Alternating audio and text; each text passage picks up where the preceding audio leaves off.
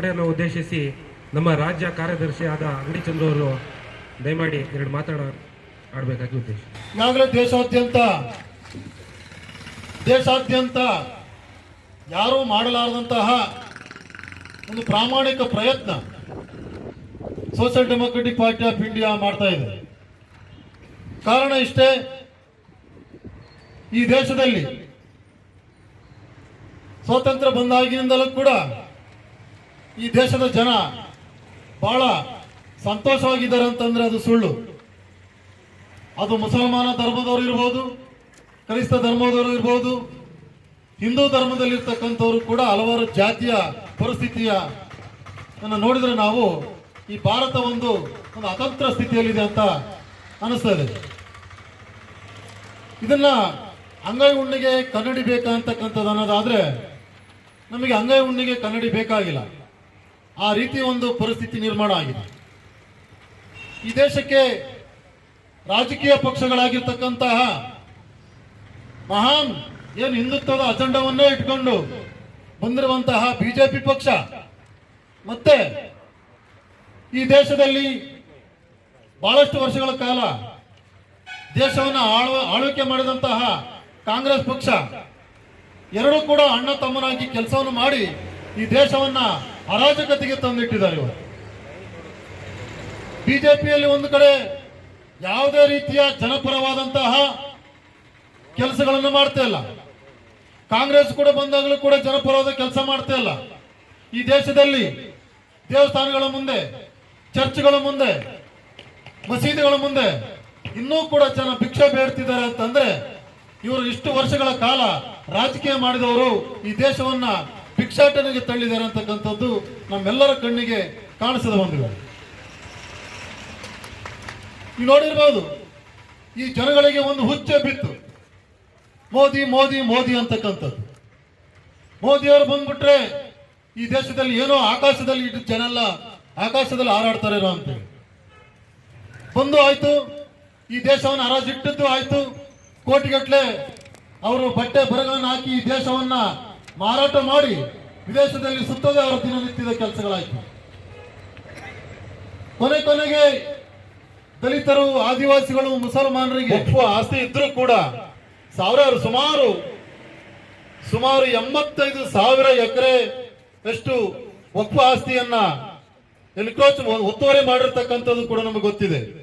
ಸುಮಾರು 21,440 ಎಕರೆಯಷ್ಟು ಸುಮಾರು ಈ ಕರ್ನಾಟಕದ ಗುಲ್ಬರ್ಗ ಜಿಲ್ಲೆಯಲ್ಲೇ ವಕ್ಫ್ ಆಸ್ತಿ ಇದೆ. ಅದರಲ್ಲಿ 3,610ಕ್ಕೂ ಹೆಚ್ಚು ಎಕರೆಯಷ್ಟು ಭೂಮಿ ಒತ್ತುವರಿ ಆಗಿದೆ ಅಂತಂದ್ರೆ ಇದು ಯಾರ ಕೈಲಿದೆ?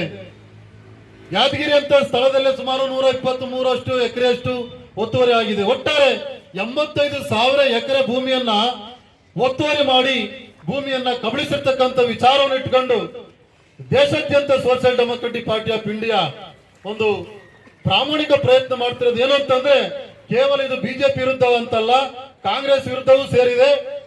ಇಲ್ಲಿ ಇರ್ತಕ್ಕಂಥ ಜೆಡಿಎಸ್ ಆಡಳಿತ ಮಾಡತಕ್ಕಂಥ ಎಲ್ಲ ಪಕ್ಷಗಳ ಬಾಯಿ ಮುಚ್ಚಿ ಕೂತಿರ್ತಕ್ಕಂಥ ವಿರುದ್ಧವಾಗಿ ನಿಂತಿದೆ. ಹಾಗಾಗಿ ಈ ವಕ್ಫ್ ಆಸ್ತಿಯನ್ನ ಅದು ಮುಸಲ್ಮಾನ ಇರಬಹುದು, ಹಿಂದೂ ಇರಬಹುದು, ಯಾವನೇ ಆಗಿದ್ರು ಕೂಡ ಅದರಿಂದ ಕಿತ್ತು ವಕ್ಫ್ ಬೋರ್ಡ್ಗೆ ಕೊಡ್ತಕ್ಕಂಥ ಅಮೆಂಡ್ಮೆಂಟ್ ಬಿಲ್ ಅನ್ನ ಮಾಡಬೇಕಾಗಿ ಸರ್ಕಾರಕ್ಕೆ ಒಂದು ಒತ್ತಡವನ್ನು ಹೇಳ್ತಿದ್ವಿ. ಈಗ ರೈತರಿಗೆ ಭೂಮಿ ಉಳುವ ಕೊಟ್ಟಿದ್ರೆ ಅದನ್ನ ತಾರತಮ್ಯ ಮಾಡಿ ಮುಸಲ್ಮಾನರು ಮತ್ತು ರೈತರ ವಿರುದ್ಧವಾದಂತ ಎತ್ಕಟ್ಟುವಂತ ಕೆಲಸ ಮಾಡ್ತಾ ಇದೀವಿ. ಸರ್ಕಾರ ನೋಡಿಯಪ್ಪ, ನಿಮ್ಮ ಭೂಮಿಯನ್ನೆಲ್ಲ ಮುಸಲ್ಮಾನರು ಕಿತ್ಕೊಳ್ತಿದ್ದಾರೆ, ಬನ್ನಿ ನೋಡಿ ಅವರು ಈ ದೇಶದ್ರೋಹಿಗಳು ಅಂತೇಳಿ ಕೆಟ್ಟ ಸಂದೇಶವನ್ನ ಕೊಟ್ಟು ರೈತರು ಮತ್ತೆ ಮುಸಲ್ಮಾನ ಜನಗಳ ವಿರುದ್ಧ ನಿಂತಿದ್ದಾರೆ. ಆದ್ರೆ ನಾವು ಕೇಳ್ತಿರ್ತಕ್ಕಂಥದ್ದು ಇಷ್ಟೇ, ವಕ್ಫ್ ಆಸ್ತಿ ಅಂತಕ್ಕಂಥದ್ದು ಈ ಅಲ್ಲಾಹನ ಹೆಸರಿನಲ್ಲಿ, ದೇವರ ಹೆಸರಿನಲ್ಲಿ ಒಬ್ಬ ವ್ಯಕ್ತಿ ತನ್ನ ಆಸ್ತಿಯನ್ನ ದಾನವಾಗಿ ಕೊಟ್ಟಿರ್ತಕ್ಕಂಥ ವ್ಯಕ್ತಿಯ ಆಸ್ತಿ. ಹಾಗಾಗಿ ಯಾವನಪ್ಪನ ಮನೆ ಸರ್ಕಾರದ ಆಸ್ತಿ ಅಲ್ಲ, ನೀವು ಕೊಟ್ಟಿರ್ತಕ್ಕಂಥದ್ದಲ್ಲ. ಹಾಗಾಗಿ ಕೂಡಲೇ ಈ ಜನ ವಿರೋಧಿ, ಮುಸಲ್ಮಾನ ವಿರೋಧಿ, ಸಂವಿಧಾನ ವಿರುದ್ಧವಾದಂತ ವಕ್ಫ್ ಬಿಲ್ ಅನ್ನ ಈ ಕೂಡಲೇ ವಾಪಸ್ ಪಡಿಬೇಕು ಅಂತಕ್ಕಂಥ ಒತ್ತಾಯವನ್ನು ಮಾಡ್ತಾ ಈ ದೇಶದಲ್ಲಿ NRC CA ಯಾವ ರೀತಿಯ ಹೋರಾಟವನ್ನ ಹಮ್ಮಿಕೊಂಡಿವು, ಈ ಬಿಲ್ ಅನ್ನು ವಾಪಸ್ ತೆಗೆದೇ ಇದ್ರೆ ನಾವು ಮುಂದಿನ ದಿನಗಳಲ್ಲಿ ದೊಡ್ಡ ಮಟ್ಟದ ದೇಶಾದ್ಯಂತ ಒಂದು ಹೋರಾಟವನ್ನು ರೂಪಿಸಬೇಕಾಗ್ತದೆ. ಸರ್ಕಾರ ಈಗಾಗಲೇ ಅತಂತ್ರ ಪರಿಸ್ಥಿತಿಯಲ್ಲಿದೆ. ಬಿಜೆಪಿ ಸರ್ಕಾರ ನೀವು ಮಾಡಿರ್ತಕ್ಕಂಥ ಮೋಸಗಾರಿಕೆಗೆ ಜನ ತಕ್ಕ ಪಾಠವನ್ನು ಕಲಿಸೋದ್ರ ಮುಖಾಂತರ ನಿಮಗೆ ಈ ಬಾರಿ ಅತಂತ್ರ ಸರ್ಕಾರವನ್ನು ನಿರ್ಮಾಣ ಆಗಿದೆ. ನಿಮ್ಮ ಏನು ಈ ಅಧಿಕಾರದ ತಲೆ ಉಳಿಬೇಕು ಅಂತಂದ್ರೆ ಇಂಥ ಜನವಿರೋಧಿಯಾದಂತಹ ಬಿಲ್ಗಳನ್ನ ನೀತಿಗಳನ್ನ ತರೋದನ್ನ ಬಿಟ್ಟು ಜನಪರವಾದಂತಹ ಕೆಲಸವನ್ನು ಮಾಡಿ ಬಡ ಜನರಿಗೆ ಊಟಕ್ಕೆ ಅಕ್ಕಿಯನ್ನ ಕೊಡಿ, ಜನರಿಗೆ ಮನೆಯನ್ನ ಕೊಡಿ, ಶೌಚಾಲಯಗಳನ್ನು ಕೊಡಿ, ರಸ್ತೆ ಕೊಡಿ, ಕರೆಂಟ್ ಕೊಡಿ, ಎಲ್ಲ ಮೂಲಭೂತ ಸೌಕರ್ಯಗಳನ್ನು ಕೊಡಿ, ಉಚಿತವಾದಂತಹ ಶಿಕ್ಷಣ, ಉಚಿತವಾದಂತಹ ಆರೋಗ್ಯವನ್ನ ಕೊಡಿ.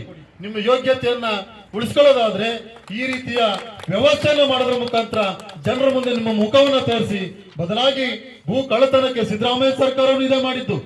ಇಲ್ಲಿರ್ತಕ್ಕಂಥ ಮಲೆನಾಡಿನ ಯಾರು ಒತ್ತುವರಿ ಮಾಡಿದಾರ ಭೂಮಿಯನ್ನ, ಆ ಭೂಮಿಯನ್ನ 25 ಎಕರೆ ಒತ್ತುವರಿಯನ್ನು ಅವರಿಗೆ ಲೀಸ್ ಕೊಡೋದ್ರ ಮುಖಾಂತರ ಇದು ಕೂಡ ಜನದ್ರೋಹಿ, ಈ ಕೂಡ ದೇಶದ್ರೋಹಿ ಒಬ್ಬ ಮುಖ್ಯಮಂತ್ರಿ ಸಿದ್ದರಾಮಯ್ಯ. ಬಹಳ ಸಂಪನ್ನ ಅಂತ ತಿಳ್ಕೋಬೇಡಿ. ಮುಸಲ್ಮಾನ ಬಂಧುಗಳೇ, ದಲಿತ ಬಂಧುಗಳೇ, ಹಿಂದುಳಿದ ಎಲ್ಲ ಬಂಧುಗಳೇ, ಈ ಕಾಂಗ್ರೆಸ್ಸಿನ ಯಾವೊಬ್ರು ಇವತ್ತು ನೋಡಿ ಉಪಮುಖ್ಯಮಂತ್ರಿ ಬೇರೆ ಬೇರೆಯವರೆಲ್ಲ ಕುತ್ಕೊಂಡು ಅಧಿಕಾರದ ದುರಾಸೆಗೆ ಯಾರ ಜೊತೆ ಬೇಕಾದ್ರೂ ಕೈ ಹಿಡಿತಾರೆ. ಅಮಿತ್ ಶಾ ಜೊತೆ ಕುತ್ಕೊಂಡು ದೊಡ್ಡ ಪ್ರೋಗ್ರಾಮ್ ನಲ್ಲಿ ಡಿ.ಕೆ. ಶಿವಕುಮಾರ್ ಅವರು ಕೂತಿರೋದು ನೀವು ನೋಡಿದ್ರಿ. ಎಲ್ಲವನ್ನೂ ನೀವು ಅರ್ಥ ಮಾಡ್ಕೊಂಡಿದ್ರಿ. ಜನಗೆ ಇವರ ಮೋಸಗಾರಿಕೆಯನ್ನು ನೀವು ಇನ್ನೂ ಕೂಡ ಒಪ್ತಾ ಹೋದ್ರೆ ನಿಮ್ಮ ತಲೆಗೆ ಚಪ್ಪಡಿ ಎಳೆಯೋದು ಈ ಬಿಜೆಪಿ, ಕಾಂಗ್ರೆಸ್ ಮತ್ತೆ ಜೆಡಿಎಸ್ ಇದೆಯಲ್ಲ. ಈಗೋಗಲೇ ಜೆಡಿಎಸ್ ಏನಾದಾಗಿ ಉಳಿದಿಲ್ಲ, ಅದು ಬಿಜೆಡಿಎಸ್ ಆಗಿಬಿಟ್ಟಿದೆ, ಅದು ಬಿಜೆಪಿ ಜನತಾದಳ ಆಗ್ಬಿಟ್ಟಿದೆ. ಹಾಗಾಗಿ ಅವರನ್ನು ಕೂಡ ನಂಬಕ್ ಹೋಗ್ಬೇಡಿ. ದೇಶದಲ್ಲಿ ನಿಮ್ಮೇನಾದ್ರೂ ನಮ್ಮ ರಕ್ಷಣೆಯನ್ನ ನಾವೇ ಮಾಡ್ಕೊಳ್ಳೋದಕ್ಕೆ, ನಮ್ಮ ಹಕ್ಕನ್ನ ನಾವೇ ಉಳಿಸ್ಕೊಳ್ಳೋದಕ್ಕೆ, ಈ ದೇಶದ ಒಂದು ಒಳ್ಳೆಯ ವಾತಾವರಣ ನಿರ್ಮಾಣ ಆಗೋದಕ್ಕೆ ಸೋಷಿಯಲ್ ಡೆಮೊಕ್ರಾಟಿಕ್ ಪಾರ್ಟಿ ಆಫ್ ಇಂಡಿಯಾವನ್ನ ಮುಂದಿನ ದಿನಗಳಲ್ಲಿ ಬೆಂಬಲಿಸಿ, ಅದು ಗ್ರಾಮ ಪಂಚಾಯತ್ ಇರಬಹುದು, ತಾಲೂಕು ಪಂಚಾಯತ್ ಇರಬಹುದು, ಜಿಲ್ಲಾ ಪಂಚಾಯತ್ ಇರಬಹುದು, ವಿಧಾನಸಭೆಯಲ್ಲಿ ಇರಬಹುದು, ಎಂಪಿಯಲ್ಲಿ ಇರಬಹುದು, ದೇಶವನ್ನ ಚುಕ್ಕಾಣಿ ಹಿಡಿಯುವಲ್ಲಿ ಇವತ್ತು ರಾಜ್ಯದ ಬೇರೆ ಬೇರೆ ಜಿಲ್ಲೆಗೆ ಹೋದ್ರೆ ನಮ್ಮ ಪಕ್ಷದಲ್ಲೇ ಗೆದ್ದಿರ್ತಕ್ಕಂಥ ನಗರಸಭೆ ಒಂದೊಂದು ಲೀಸ್ಟ್ ಕೊಡ್ತಾರೆ, ನೀವು ನೋಡಿರ್ಬೋದು.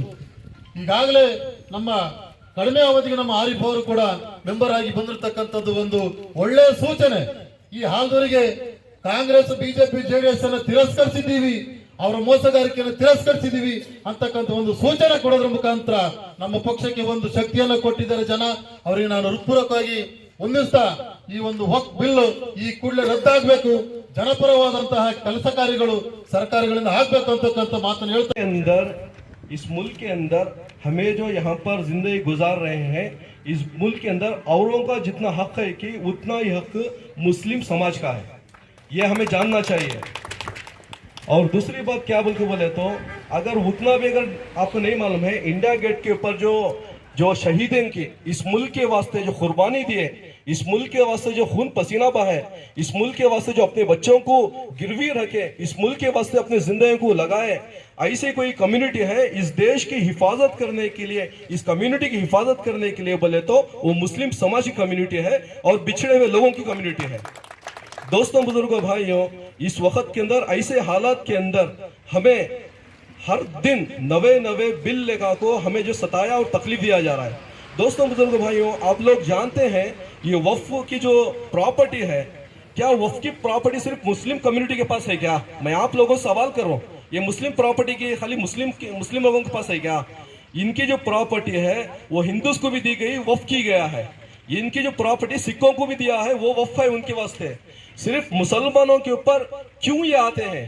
आपको मालूम हो रहा है सिर्फ मुसलमानों के ऊपर आते हैं? बात क्यों है बोले तो मैं सीधी तरीके पर एक बात बोलना चाहता हूँ। हमें जो है इस मुल्क के अंदर बाज लोग ये समझे हैं कि भीख मांगने से भीख ही मिल जाती है। हम भीख नहीं मांगेंगे, हमारा हक है ये हमारे जिम्मेदारों ने, हमारे आबा व अजदाद ने हमें इस मुल्क की, इस मुसलमानों कम्युनिटी के लिए, इस मुल्क की फलाह बहबूदी के लिए जो वक्फ है, ये एक बार जो वक्फ कर दिए वो क़यामत तक अल्लाह के नाम पर वक्फ कर दिया है। तो ये वक्फ करने के लिए जो है हमारे मदारिस को सेव करने के लिए, हमारे मराकिज़ को सेव करने के लिए, हमारे खानकाहों को सेव करने के लिए, हमारे मुसलमान डेवलपमेंट के लिए ये जो चीज़ है, ये दी हुई हमें जो है नियामत है। तो इस नियामत को, इस चीज़ को, इस वक्फ को फैसिज्म ये इनके दिमागों के अंदर अंधभक्त की जैसे सोच रखते हुए इस बिल को जो है जारी करने के लिए आए हैं। हमें उनको बताना बोलना चाहता हूँ, ये आपके जो सिरों का कल के दिन आपके मसाजिद के ऊपर कोई परेशानी होगी, कौन आवाज उठाएगा? आपके कब्रिस्तान के अंदर कोई परेशानी होगी तो कौन आवाज उठाएगा? आपके मदरसे सेफ नहीं है, आपके दरगाहें सेफ नहीं है, आपके जो है मसाजिद सेफ नहीं है, आपके खानकाहें सेफ नहीं है। लेकिन आज भी किस वक्त में और कौन सी घड़ी में जो है अपने घरों के अंदर जो है अपने बिजनेस संभालते हुए आराम फरमा रहे हैं। क्या हमें एहसास होना चाहिए, जिस कौम के अंदर एहसास नहीं वो कौम मुर्दा है। साबित क्या कर रहे हैं हम लोग इधर यहाँ पर? मुर्दा कौम बन के गुजारेंगे, मुर्दे को ऑपरेशन करेंगे तो भी कोई फर्क नहीं पड़ेगा। हम मुर्दा नहीं है, हम जिंदा कौम है, और जिंदा कौम की दिलेरी हम जो है साबित करना चाहिए। ये साबित करने के लिए Social Democratic Party of India हर जगह में चिकमगलूर के अंदर ग्राम समिति तक जो है हम लोग ये प्रोटेस्ट करके जो आपको जगा रहे हैं। जागो, अभी जागने का वक्त है। अगर इस वक्त में नहीं जागेंगे, इस वक्त में जो है हमें हमारी आवाज को नहीं पुकारेंगे, एक ताकत बनकर नहीं उभरेंगे, आने वाले दिनों के अंदर हमारे बात करने के लिए, हमारे साथ में खड़ने के लिए कोई लोग ये खड़े नहीं होंगे। सबसे पहले जिम्मेदारी किसकी है? जिम्मेदारी हमारी है। इस जिम्मेदारी को समझे। आज जो है हमारे मसाजिद के अंदर ऐलान कर कर आप लोगों को यहाँ पर बुलाया है। बहुत सारे जिम्मेदार आए हैं जो दर्द रखते हैं। एनआरसी के मसले के अंदर जब देश विरोधी कानून को लेके आए थे, उस वक्त में हमारे ऊपर जो बात पड़ी, जो उनको जो है दूसरे इसके अंदर जो सल्लों के अंदर डालने का जो बात है, देश से निकालने की जो बात है, जो कैसे निकले थे हम घरों से, उस दिन को याद करो कि जो है हम जो है उस दिन को याद नहीं करेंगे, उस दिन को नहीं समझेंगे। आने वाले दिन के अंदर जो है ये वक्फ की बिल जो है हमें जो है कामयाब नहीं हो सकते। तो दोस्तों, बुजुर्गों, भाइयों, ये वक्त की नजाकत है। तो ये वक्त की नजाकत है। इस चीज के अंदर जो है यहाँ पर जुड़े हुए सारे तमाम अहबाब, हमें ये जरूरी है कि आने वाले दिनों के अंदर एकता होकर हमें जो है जुड़कर जमकर इस बिल के खिलाफ हमें खड़ना है। ಈ ಅಭಿಪ್ರಾಯದ ಮೇರೆಗೆ ನೆಕ್ಸ್ಟ್ ಈ ಬಿಲ್ ಅನ್ನ ಏನು ಮಾಡಬೇಕು ಅಂತ ಹೇಳಿ ಡಿಸೈಡ್ ಮಾಡಬೇಕು ಅಂತ ಹೇಳಿ ಒಂದು ತೀರ್ಮಾನಕ್ಕೆ ಬರ್ತಾರೆ.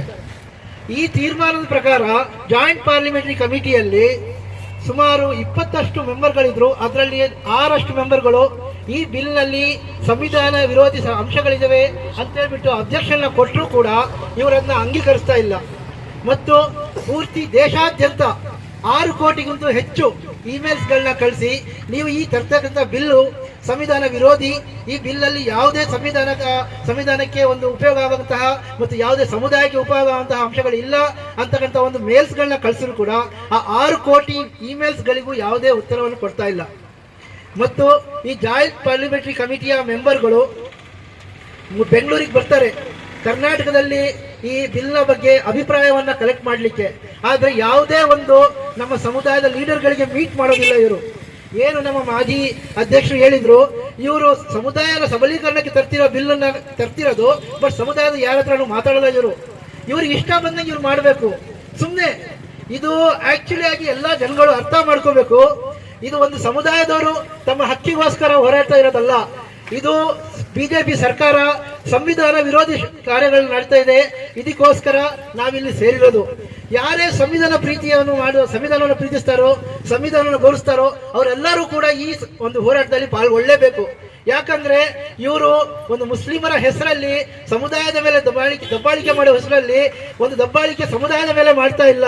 ಇವರು ಮಾಡ್ತಾ ಇರ್ತಾ ಸಂವಿಧಾನ ವಿರೋಧ ಕೆಲಸಗಳು. ಸಂವಿಧಾನವನ್ನ ಯಾವ ರೀತಿ ಸಂವಿಧಾನ ವಿರೋಧವನ್ನ ನಾವು ಮಾಡಬೇಕು, ಸಂವಿಧಾನದ ಒಂದೊಂದು ಕಾನೂನುಗಳನ್ನ ನಾವು ವಿರೋಧಿಸಬೇಕು, ಅದನ್ನ ಅವರು ಮಾಡ್ತಾ ಇದ್ದಾರೆ. ಇದಕ್ಕಾಗಿ ಎಲ್ಲಾ ಸಮುದಾಯದವರು, ಎಲ್ಲಾ ಸಂವಿಧಾನ ಪ್ರಿಯರು ಈ ಪ್ರತಿಭಟನೆಗೆ ಪಾಲ್ಗೊಳ್ಬೇಕು. ಹಾಗಾಗಿ ದೇಶಾದ್ಯಂತ ನಾವು ಸಂವಿಧಾನವನ್ನು ಪ್ರೀತಿಸುವಂತವರು ಮತ್ತು ಎಲ್ಲಾ ಸಮುದಾಯವನ್ನು ನ್ಯಾಯಕ್ಕೋಸ್ಕರ ಹೋರಾಡುವ SDPI ಪಕ್ಷವು ಇವತ್ತು ಆಲ್ದೂರು ಗ್ರಾಮ ಪಂಚಾಯಿತಿಯ ಆವರಣದಲ್ಲಿ ಗ್ರಾಮ ಸಮಿತಿ ವತಿಯಿಂದ ಹೋರಾಟವನ್ನು ಮಾಡ್ತಾ ಇದ್ದೇವೆ. ಇನ್ನು ಇದು ಒಂದು ಸಾಂಕೇತಿಕ ಹೋರಾಟ ಅಷ್ಟೇ. ಮುಂದಿನ ದಿನಗಳಲ್ಲಿ ಈ ನೀಚ ಸರ್ಕಾರ ಬಿಜೆಪಿ ಏನು ಫ್ಯಾಸಿಸ್ಟ್ ಗುರಿಗಳನ್ನ ನಿಲ್ಲಿಸಲಿಲ್ಲ ಅಂದ್ರೆ ನಾವು ಉಗ್ರ ಮಟ್ಟದಲ್ಲಿ ಹೋರಾಟ ಮಾಡೋಕ್ಕೂ ಸಿದ್ಧ ಇದ್ದೀವಿ ಅಂತೇಳಿ ಈ ಮೂಲಕ ತಿಳಿಸ್ತಾ ಇದ್ದೀವಿ. ಬಿಜೆಪಿ ಸರ್ಕಾರ ಇನ್ನು ಮುಂದೆ ಆದ್ರೂ ನಮ್ಮ ದೇಶದಲ್ಲಿ ಬಹಳಷ್ಟು ತೊಂದರೆಗಳಿದೆ ಸ್ನೇಹಿತರೆ. ಇದನ್ನ ಎಲ್ಲ ಜನಸಾಮಾನ್ಯರಿಗೂ ಗೊತ್ತು. ಇಲ್ಲಿ ಆರೋಗ್ಯದ ಸಮಸ್ಯೆ ಇದೆ, ಒಳ್ಳೆ ಒಂದು ಶಾಲೆಯ ಸಮಸ್ಯೆ ಇದೆ, ಪ್ರತಿಯೊಂದು ಸುಮಾರು ಸಮಸ್ಯೆಗಳಿದಾವೆ. ಇಲ್ಲಿ ಲೇಡೀಸಿಗೆ ಸರಿಯಾದ ಒಂದು ಭದ್ರತೆ ಇಲ್ಲ. ಇದು ಯಾವ್ದ್ರ ಬಗ್ಗೆ ಇವ್ರಿಗೆ ಚಿಂತೆ ಇಲ್ಲ. ಇಲ್ಲಿ ಮುಸ್ಲಿಮ್ಸರು ಏನ್ ಮಾಡ್ತಾ ಇದ್ದಾರೆ, ಅವ್ರು ಹಿಜಾಬ್ ಹಾಕ್ತಾ ಇದಾರ, ಅವ್ರು ಟ್ರಿಪಲ್ ತಲಾಕ್ ಮಾಡ್ತಾ ಇದಾರ, ಅದಕ್ಕೆ ಮಾಡ್ಲಿಕ್ಕೆ ಕಾನೂನು ಇದೆ ಸರ್. ಕಾನೂನಲ್ಲಿ ಅದು ಮಾಡ್ಕೊಳ್ತಾರೆ. ಇವ್ರು ಅದಕ್ಕೋಸ್ಕರ ಬಿಲ್ ಮಾಡ್ಕೊಳ್ತಿರ್ತಾರೆ. ಈ ಬಿಲ್ಲಿಂದ ಸಾರ್ವಜನಿಕರಿಗೆ ತೊಂದರೆ ಇದೆಲ್ಲರೂ ಪ್ರಯೋಜನ ಇದೆಯಾ? ಸಾರ್ವಜನಿಕರಿಗೆ ಏನ್ ಪ್ರಯೋಜನ ಮಾಡ್ಕೊಡ್ತಾರೆ? ಅದ್ ಮಾಡ್ತಾ ಇದೀವಿ, ಇದ್ ಮಾಡ್ತಾ ಏನ್ ಮಾಡ್ತಾ ಇದೀರಾ ನೀವು? ನೀವು ಮಾಡ್ತಿರೋದು ಸಂವಿಧಾನ ವಿರೋಧ ಕಾರ್ಯಗಳು. ಇದನ್ನ ಕ್ಲೀನ್ ಆಗಿ ಅರ್ಥ ಮಾಡ್ಕೊಳ್ಳಿ. ಇದಕ್ಕೆ ಮುಂದಿನ ದಿನಗಳಲ್ಲಿ ಪ್ರತಿಯೊಬ್ರು ಸಂವಿಧಾನ ಪ್ರಿಯರು ಹೋರಾಟ ಮಾಡಿ ನಿಮ್ಮ ಈ ಸರ್ಕಾರವನ್ನು ಮುಗಿಸಿ ನೀವು ಈ ಸಂವಿಧಾನಕ್ಕೆ ಏಳಿಗೆಯನ್ನು ಮಾಡ್ತೀವಿ ಅಂತ ಹೇಳ್ತಾ ನನ್ನ ಈ 2 ಮಾತುಗಳನ್ನು ಮುಗಿಸ್ತೀನಿ. ಈ ಪ್ರತಿಭಟನೆಗೆ ಆಗಮಿಸಿರುವ ನಮ್ಮ ಜಿಲ್ಲಾ ಸಮಿತಿ ಸದಸ್ಯ KP ಖಾಲಿದ್ ಅವರಿಗೆ ಧನ್ಯವಾದಗಳು. ನಮ್ಮ ಈ ಪ್ರತಿಭಟನೆಗೆ ಆಗಮಿಸಿರುವ ಮೂಡಿಗೆರೆ ವಿಧಾನಸಭಾ ಸಹ ಕಾರ್ಯದರ್ಶಿ ಮನ್ಸೂರ್ ಅವರಿಗೆ ಧನ್ಯವಾದಗಳು. ಈ ಪ್ರತಿಭಟನೆಗೆ ಆಗಮಿಸಿರುವ ನಮ್ಮ ಆದೂರು ಗ್ರಾಮ ಪಂಚಾಯಿತಿ ಸದಸ್ಯ ಹಾಗೂ